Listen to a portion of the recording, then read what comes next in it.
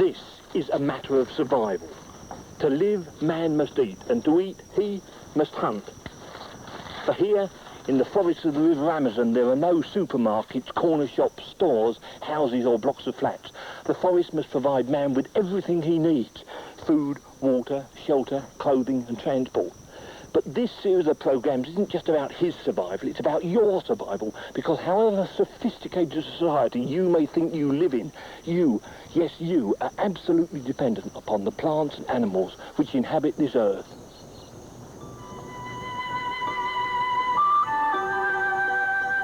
Tropical rainforests, the home of my friend the orca and at least 100,000 other forms of life. Of all the Earth's great wildernesses, this is the most productive and diverse, and the one I wanted to visit the most. 2 million square miles of green beauty, which carpet the basin of the great Amazon, the mightiest river in the world. And this was my first attempt at forest life. Already, I wasn't doing too well, having fallen behind the main hunting party. The poor old woolly monkey was in the cooking pot already. Without my guide and companion, I would have been lost, for I was but an amateur, lacking the enviable confidence of the professional at home in his own environment. He never put a bare foot wrong. I stumbled my way because I didn't know what surprises lurked under the surface of the fast-flowing, murky waters.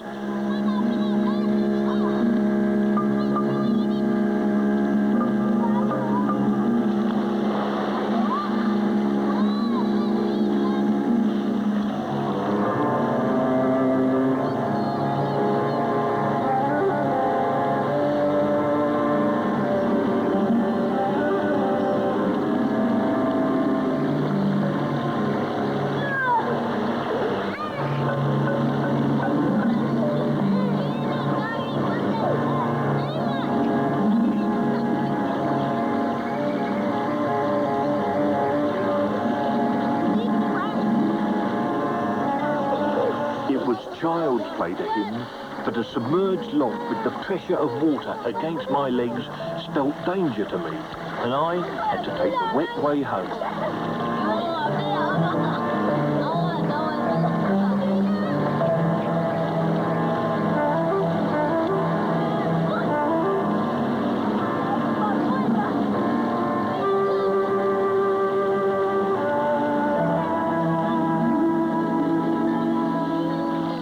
Although the orcas obtain abundant fish from the rivers, they have never learnt to build boats. They have no need to travel far because their life centres on the most affluent natural society in the world, the forest which clothes the banks of the great river. Well above the flood level, a clearing contains a spacious open-plan hut which houses the members of 3 families, their pets and all their precious belongings.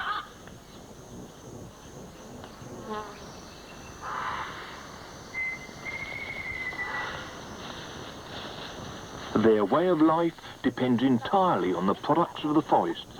Wood for construction, plant fibres for making twine and rope to weave the hammocks in which they sleep and spend much of their leisure time.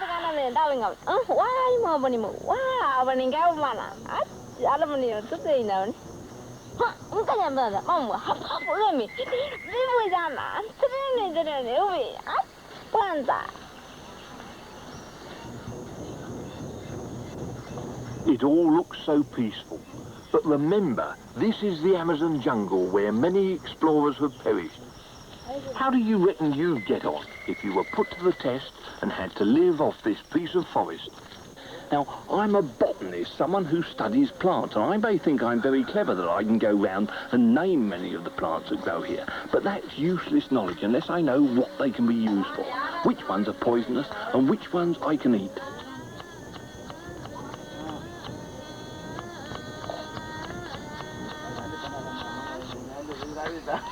Like most people the world over, the primary problem is the daily supply of food for the family. In the main, the orca depends on his blowgun and quiver of poison arrows, which are fashioned from no less than 16 special plants gathered from the forest in which he lives. He is the expert. He must be botanist, chemist, arrowsmith, carpenter, joiner, both jack, but most important of all, master of all the trades of forest life, which he learnt when he was young. For the communal hut is both home, workshop and school. If man lived alone in the forest, he could not survive. For he is just one part of a total living system, a member of a consumer society which includes animals both as large as and much smaller than himself, and they all depend on the energy of the sun and the green leaves that fix it. The leaf-cutter ant gets his energy at source, high up in the canopy of living leaves, and what is more, he knows exactly how to get it.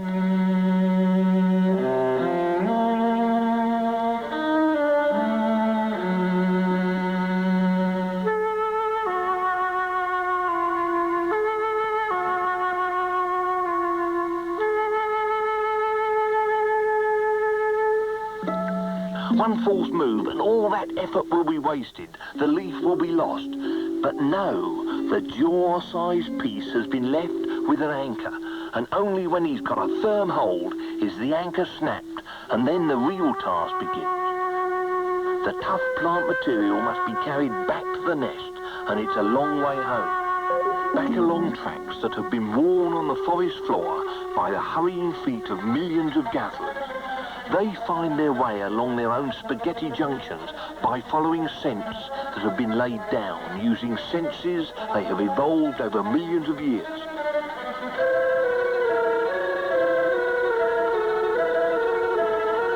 Back at the nest, other members of the ant community reduce the leaves into an energy-rich mulch on which they grow their own mushroom-like fungus, which helps to feed the colony.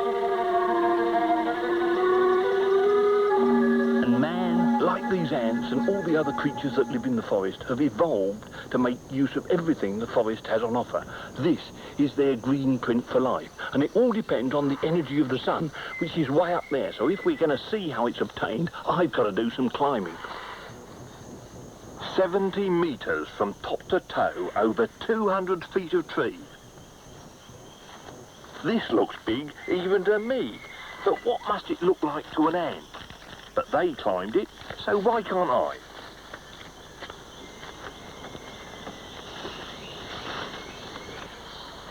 I chose to climb this forest giant because I knew it would take me up to the canopy of green leaves where the bulk of the real live action is. It was going to be a hard climb, but this was the only way I was going to be able to take a close look at the powerhouse of the orca world.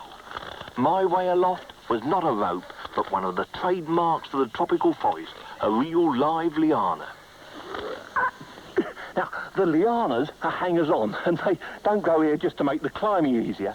They've evolved these wonderful, tough, yet flexible stems so that they can climb up with the tree. Now, their roots, I don't like looking down, their roots are down there taking up the water and minerals that this plant needs. And their leaves are still a long way up above, up in the bright sunlight.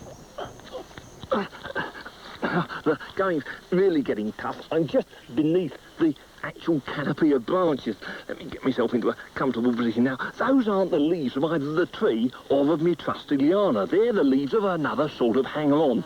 This is an epiphytic orchid, and epiphytes are plants which grow flat on the tree trunk, rather like me. Now that, of course, is going to create all sorts of problems, you see, because the roots of a small plant like that are just never going to be able to reach the ground. And therefore, the plant's got an awful problem of taking up enough water. Now, the water, when it rains, comes down the tree trunk at this point and then goes into the ball of roots. And it's the roots in there which actually do the taking up of the water. Now, if we take a look at one of the actual roots that are hanging down, we can see that each one's covered with a white sock. Now, this is actually to protect them so they can't lose too much water. And if you look right at the end, well, the tip of the actual root itself is green, and that's chlorophyll in there. So the root, you see, is taking over part of the function of the actual leaf. It is helping the plant to fix the energy it needs. And this is just the first of the epiphytes I've come face to face with. And up there, the whole place is smothered with them, growing just where they can cash in on some of the energy which the forest trees miss. They form another layer in this high life profusion of plants which together we call the green producers.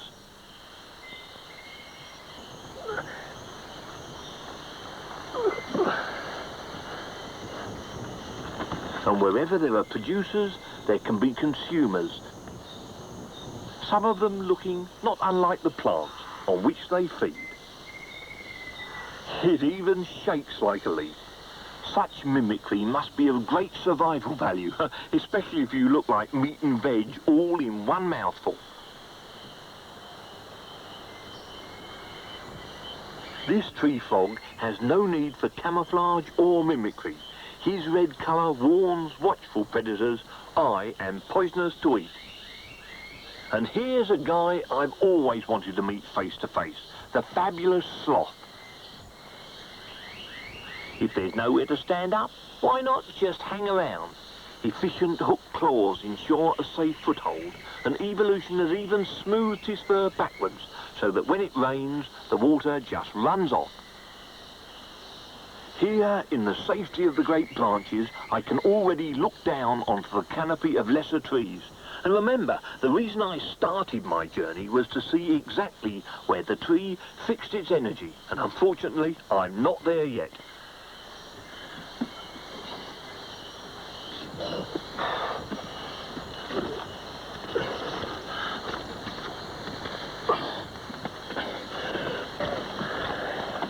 Oh, the top at last, and out into the bright sunlight.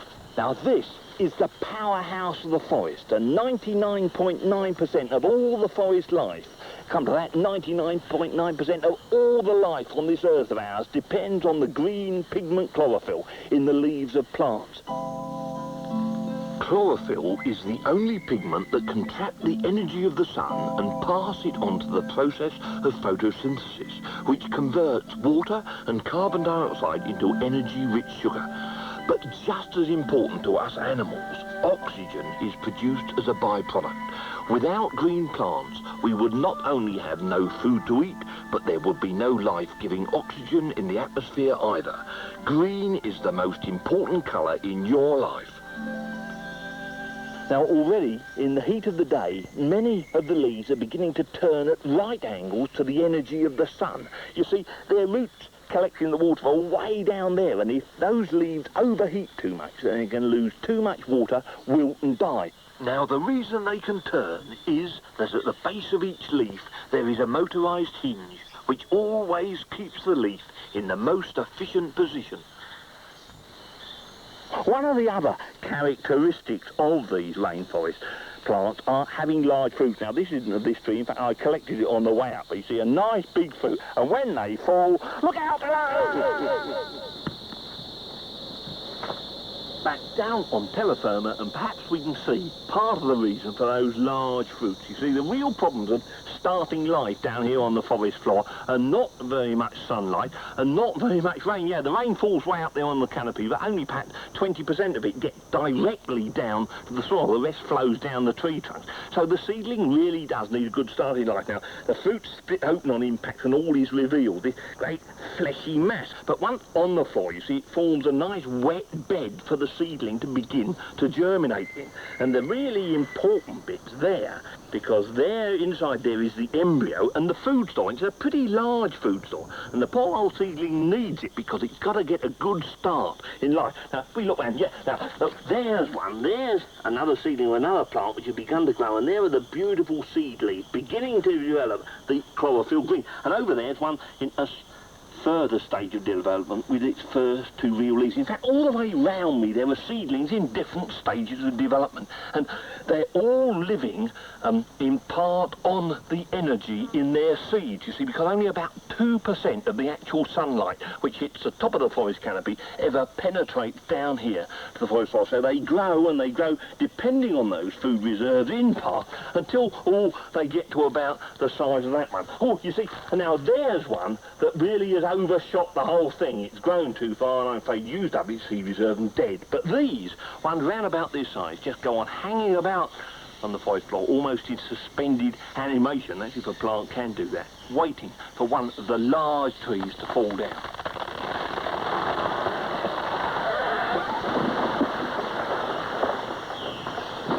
Death for one member of the forest community means life for others. Sunlight floods in, bringing its potential to the forest floor, and the energy that was contained in the trunk of the tree, its branches and leaves, is available to feed the army of decomposers. These are the third vital element of the system. The green plants are the producers, the animals the consumers, feeding on plants and other animals, and these are the decomposers, nature's own garbage brigade. Perhaps most important of all, the termites or white ants, for they alone have the ability to digest the tough wood, converting the cellulose which gave strength to the tree trunk into the sugars from which they gain their energy. And not all insects are vegetarian, of course. Some feed on the termites and ants, and their death in turn provides others with a way of life. Wherever there is life, there must be death. And here a community of tiny social spiders is poisoning and overpowering a large caterpillar who has unfortunately dropped in for a meal, not of his own choosing.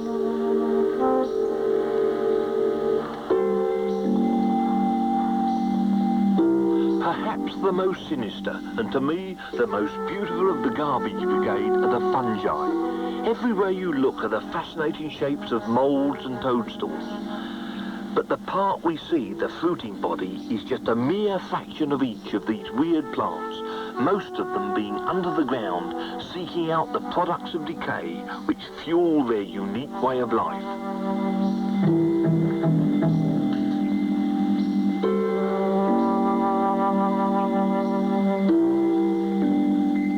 The decomposers have done their job, and the great tree trunk is just a memory on the forest floor. But where it lay, the minerals that were contained in its structure are now back in the soil, available for the growth of new plants. The light is there, and up they go. But only one can win the race and fill the gap created by the death of its parent. The energy of the sun comes from above, and the minerals come from the soil below, via the roots. And the roots themselves come in all shapes and sizes. And this is the largest one I have ever seen. But why does it run along the surface? For the simple reason that this is rainforest, and the soil is saturated with water all the time. So deep down there is not enough oxygen for either the roots or the garbage brigade to live. So all the mineral cycling goes on in the surface layers, a cycle from which very little is lost.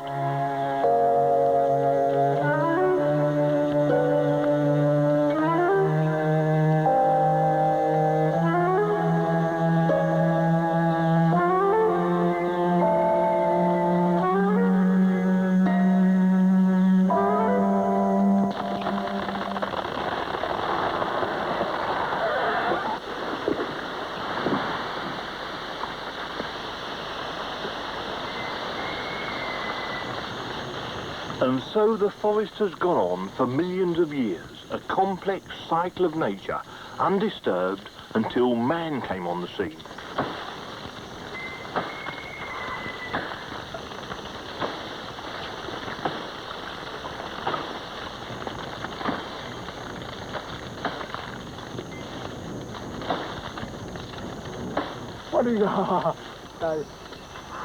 Although the orca is a skilled hunter, part of his livelihood depends on cultivated food plants. He has learned that they can be grown where he has cleared the forest and opened it up to the sunlight.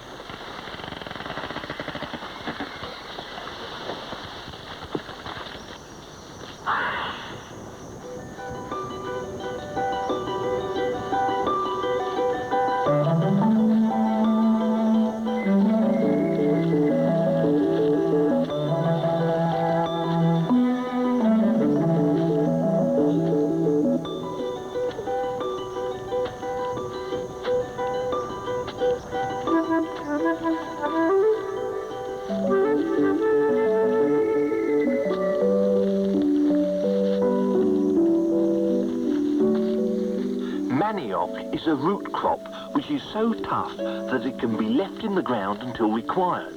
Perfect for someone who lives in the hot, humid tropics without a deep freeze.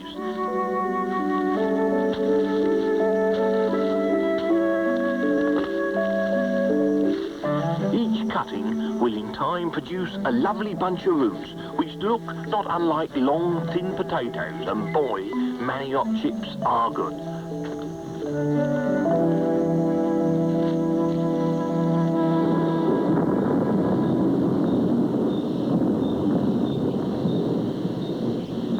But once the protection of the forest canopy is gone, there are problems on the horizon.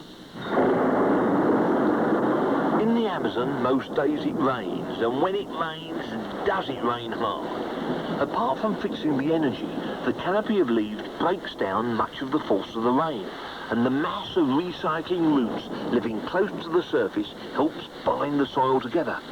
And the problem is that once the trees have gone, if the crop is not well advanced, the plot is open to the tremendous erosive power of the tropical rain.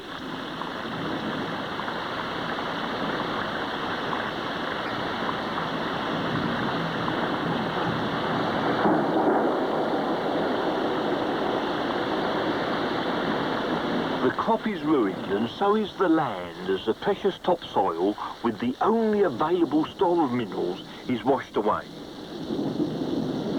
The only benefit is to the river, into which the soil and the minerals flow.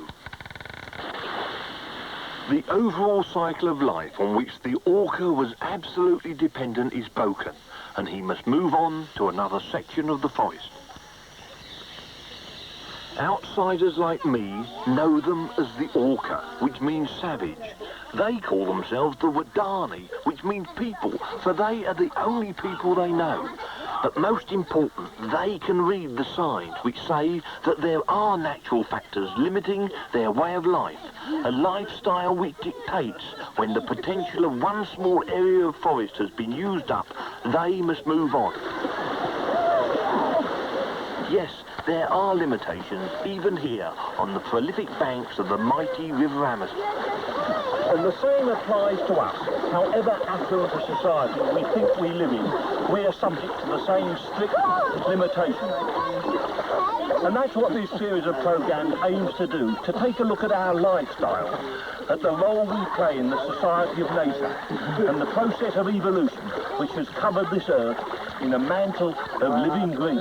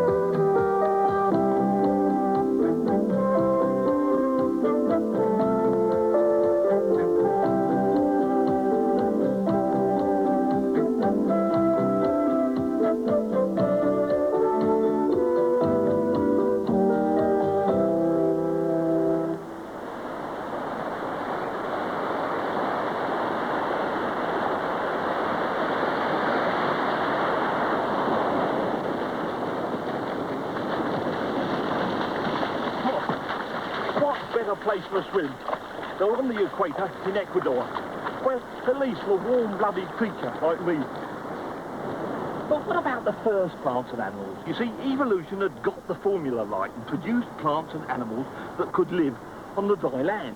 But how were they going to face up to all the different environments? You see, even here on the equator, it's not all lovely sunshine and nice drop of water every couple of days to keep you going. In fact, within 200 kilometres of this very spot, I could walk from the warm, balmy tropical heat of the lowlands clear up to the permanent ice and snow of the high Andes. Now I know that with the gear that I got in my all quite lightweight pack here, well, I could live quite comfortably in all those different climates. All I'd need to do was take on a drop of water and a little bit of energy now and again. But how about the plants and animals? How do they get on?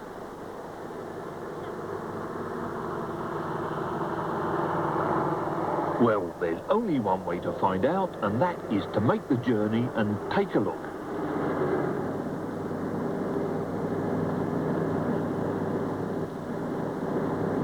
Dressed for the tropics and on the first leg of my journey, because like many animals, well, I can move about and in part select the environment in which I want to live. And, you know, us human beings are extra lucky because by just taking off a few clothes and putting a few more on, we can live in all the environments of this dry earth. But you see, the plants aren't that lucky. So the main changes we're going to see on our journey is a change in the vegetation. And as we go up the Andes, we'll find different zones of vegetation which are fitted to the different climates of those altitudes.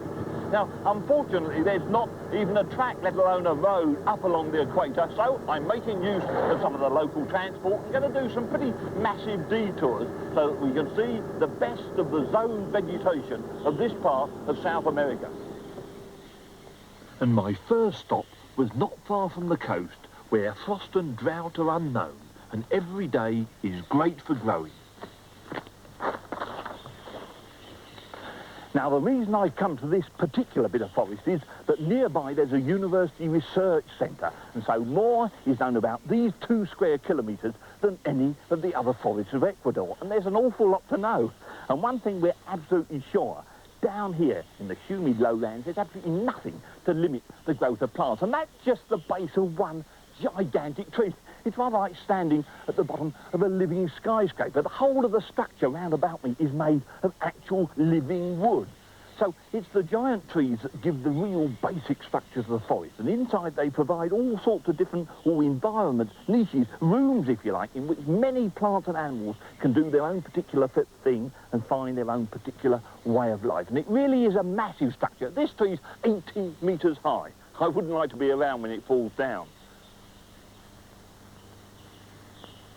No, I didn't push this one down. It fell down itself some time ago.